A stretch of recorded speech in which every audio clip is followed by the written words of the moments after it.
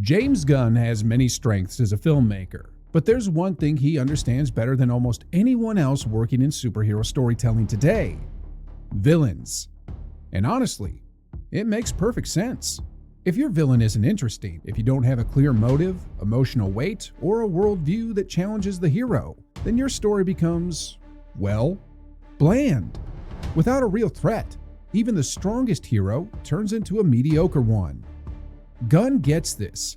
Instead of defaulting to generic bad guys or classic supervillains doing predictable things, he gravitates toward the weirdos, the outcasts, the tragic figures, the zealots, and the twisted ideologues who genuinely believe they're the heroes of their own stories. That's why in the DCU's first chapter, Gods and Monsters, the monsters might actually define the gods.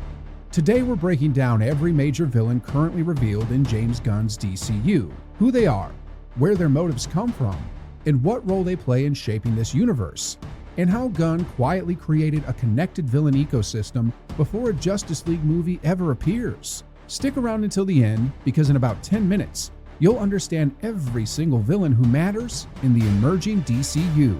And before we dive in, don't forget to subscribe to Silver Screen Hero for more DCU deep dives, Marvel rewrites, character breakdowns, and what-if scenarios. James Gunn DCU doesn't begin with a noble hero or a symbol for hope. It begins with a group of military-built monsters forced into impossible missions, the Creature Commandos. And their first major threat isn't a general, a politician, or a cosmic destroyer. It's Circe.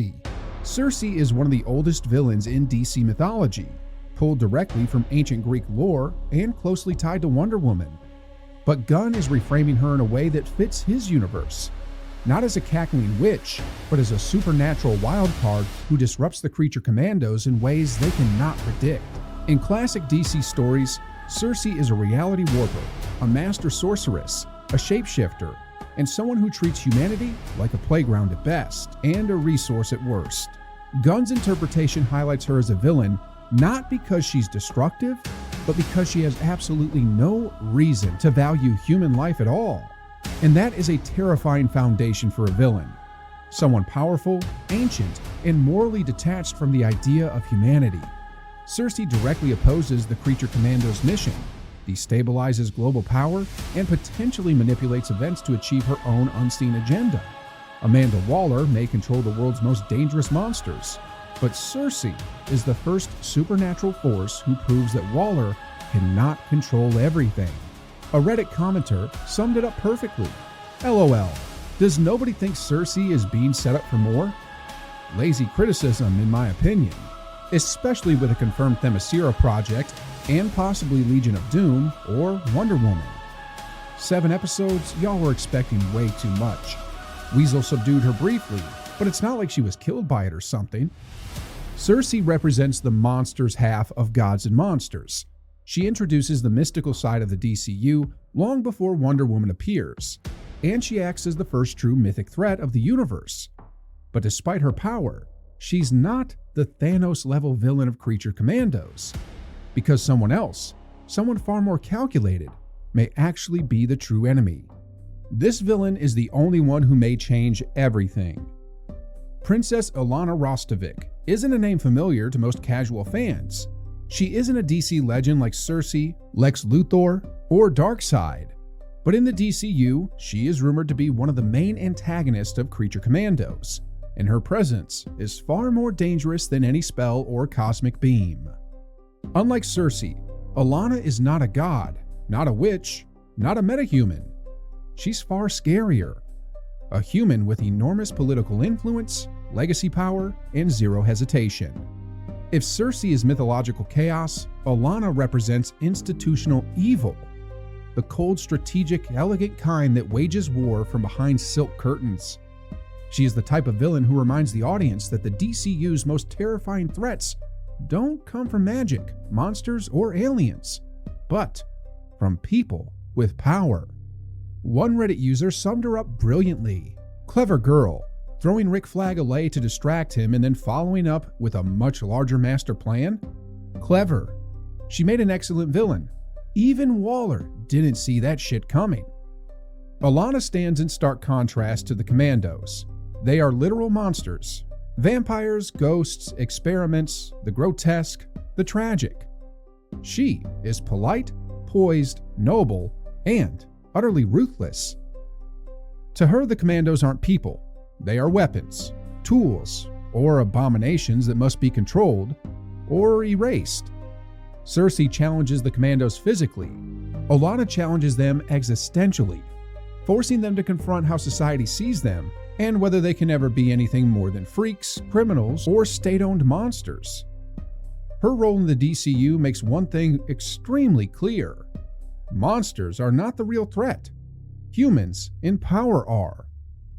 Now let's move to Gunn's most personal corner of his universe, Peacemaker. Season 1 introduced a villain that was bizarre, unsettling, morally complex, and bold in a way only James Gunn would attempt. The Butterflies. If you've never watched Peacemaker, the idea of butterflies as villains sounds ridiculous. But these aren't cute insects. They're an alien species that infiltrates humanity by inhabiting human bodies.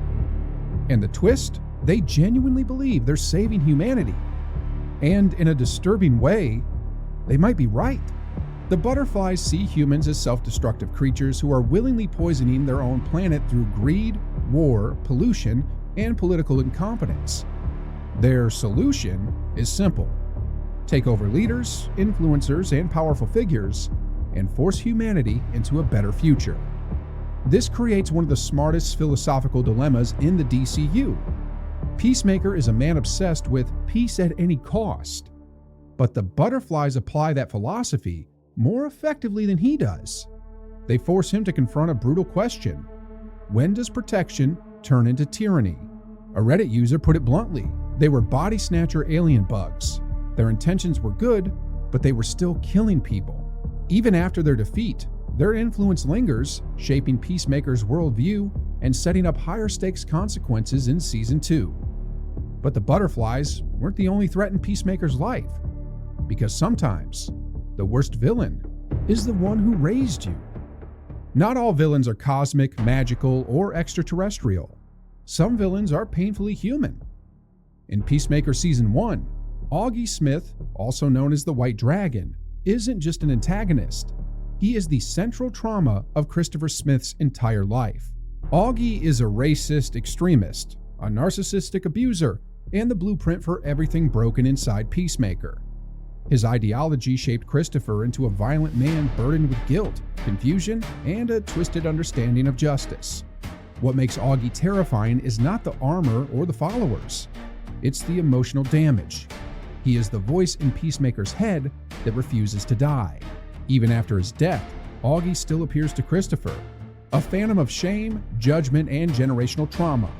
He is one of the most important villains in the entire DCU because he can't truly be defeated. His presence lingers, his hatred echoes.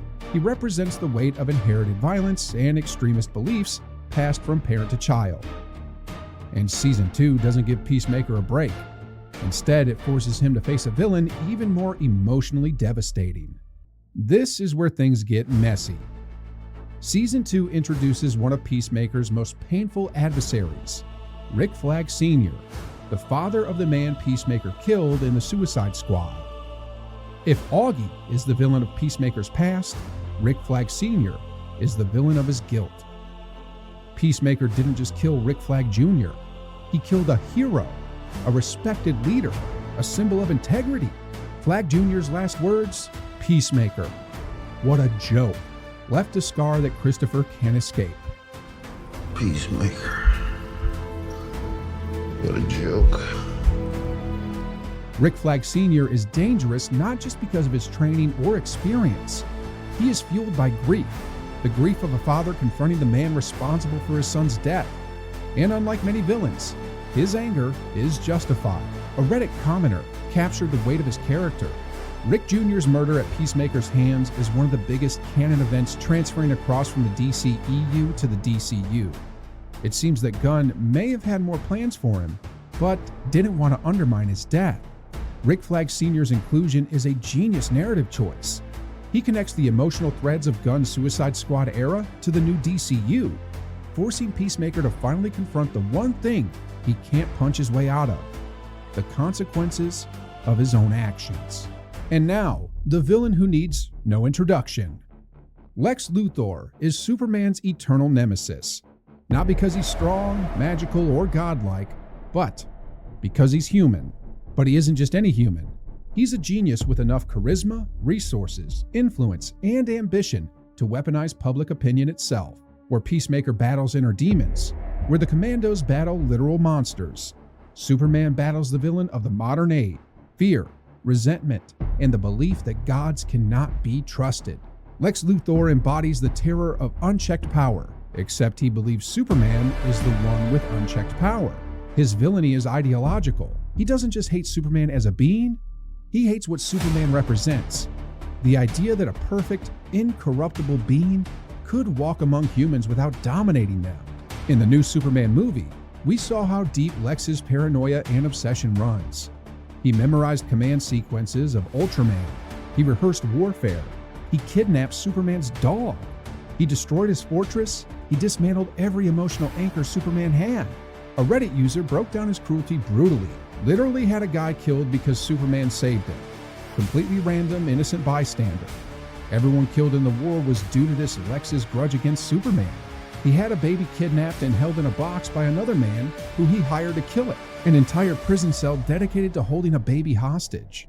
This Lex believes he is the only person capable of protecting humanity from Superman, even if it means slaughtering innocents. He fits perfectly into the DCU because he challenges the philosophical core of the universe itself. He is the voice that fuels fear. Gods cannot be trusted, and Superman must prove him wrong. That's every major villain currently shaping James Gunn's DCU. From mythic sorceress to alien invaders, political elites, grieving fathers, and ideological masterminds. Which villain do you want to see expanded next in the DCU? Let me know in the comments.